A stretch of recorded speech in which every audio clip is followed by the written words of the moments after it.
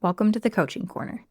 This is where I give you a glimpse into my brain so you can see how the skills I teach work in everyday life. I was reminded recently of all the different ways people handle their internal conflict with church. There's an infinite number of reasons why people struggle in the first place, and I'm not actually going to go into them right now. Suffice it to say, people struggle. I struggle with it, and yet I choose to maintain a relationship with church. So, how did I decide what I want that relationship to look like? In our brief time here, I will answer that by teaching you two things. First, you need to understand your values. What are the things that you want to build your life around? Second, be honest about whether something is helping you get closer to those values.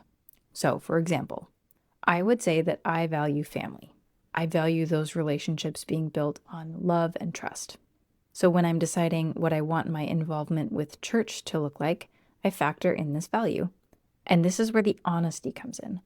I have to ask myself, does the way I currently show up in my relationship with church help me build the kind of family relationship that I want? I think about that question and I might say, well, there's lots of teaching about being kind. I like that. I think that's helpful. I think I'm a better person when I go to church regularly, so that helps me be a better mom and a better wife. But then I think about sacrament meeting with my kids and how the whole time I'm there with them, I feel stressed, snappy, and it doesn't help me feel closer to one child in particular at all.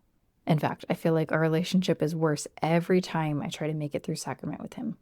That's a red flag for me that says maybe you should rework this area of your church life. Maybe it's not actually helping you get where you want to be, even though it's a nice idea. There are lots of nice ideas, and some of them are just that, ideas. Know what you value and know when that value is actually showing up in your life. When it's not, don't be afraid to reevaluate and try something new. You don't have to be locked into one way of doing something. Remember that it's okay to find what works for you.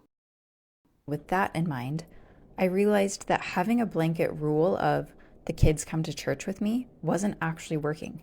I decided to take it week by week based on how my son was behaving, whether or not I thought it was more important to fill my spiritual bucket or his that week, and how much patience I felt like I had to work with him. That works for me right now.